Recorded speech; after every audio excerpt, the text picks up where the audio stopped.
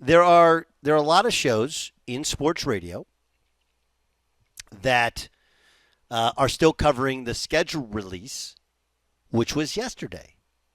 The classic schedule release show is the classic Mike and the Mad Dog. That's a win. That's a loss. That's a win, dog. That's we know this. We don't do that here. And part of it is, if we're just honest with ourselves, once you get past, even in the first week, like teams aren't really formed in the first couple weeks. The games are close, but as Chase Dewis point out, quality of play is not always high, especially how few teams actually play their guys in the preseason.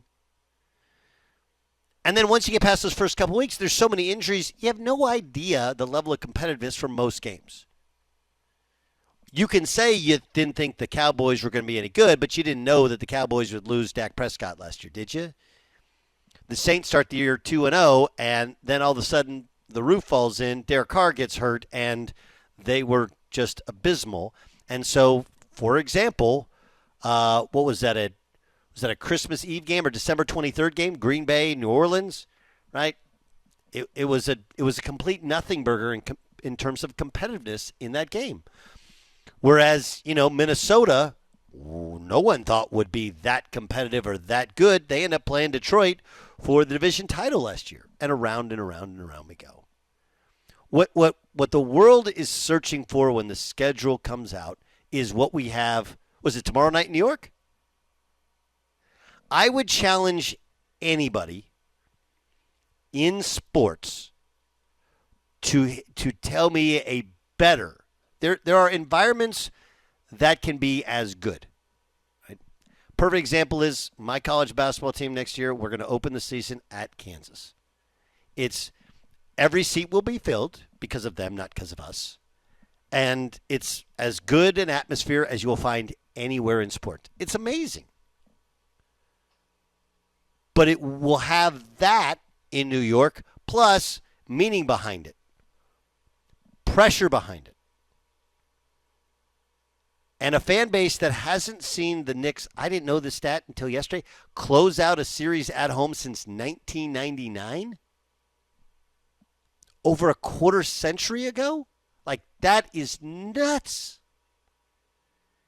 So the challenge is basically like, tell me a game that is on anybody's schedule right now that you know is going to be a better watch than that. Like Auburn's Iron Bowl is always good, but Auburn's been crummy past couple years. Sometimes even when they're crummy, it's been really good. I think it was that 2 or 3 years ago. Sometimes it's not. Right? Texas and Texas A&M play now. That'll be great. Nothing you get like that. The renewal of one of the great rivalries. Army-Navy is always really, really good, but the intensity and meaningfulness is not always there. This one, you got all those things.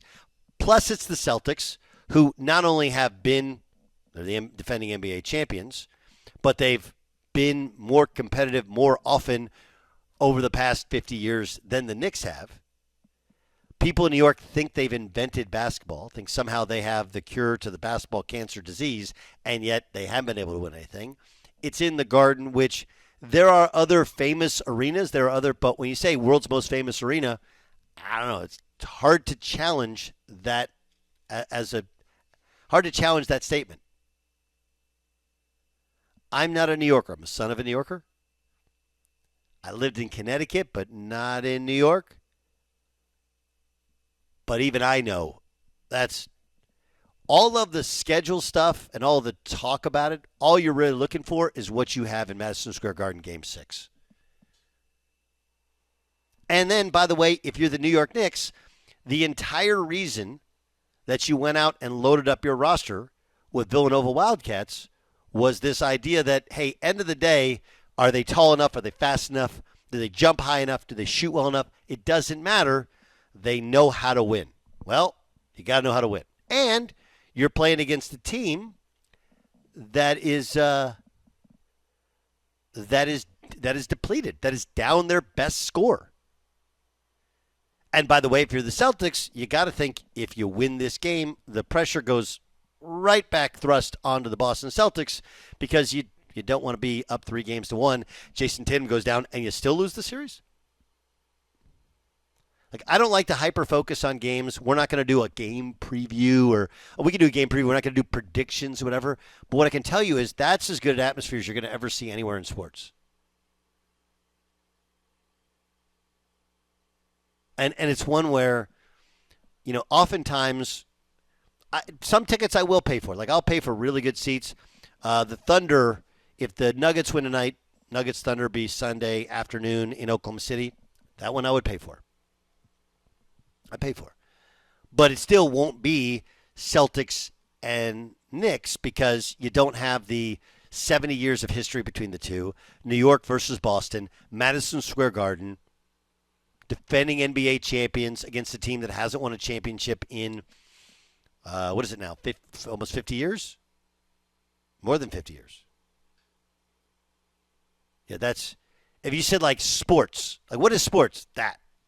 What is that? Just watch. I'll explain. Watch. As a Southern California guy, Jay Stu, can you get behind that? Yeah, no, I can.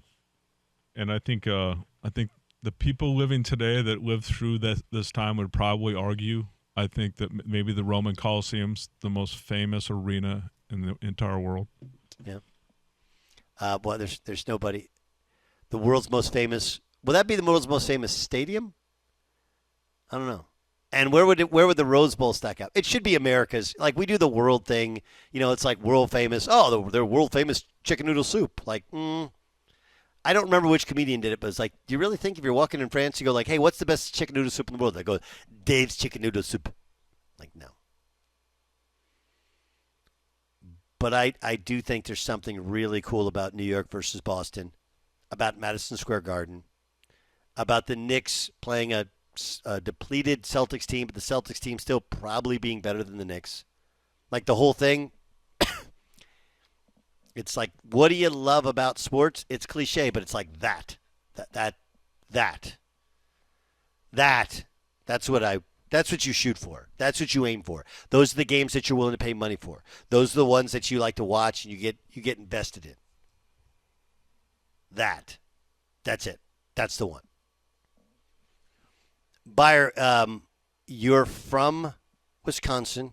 You're a Bucks fan, an Ohio State football fan, a huge golf fan. So you have no affinity for Celtics or Knicks. They're not your teams, not your circus, not your not your circus, not your monkeys, right? That's what people say. But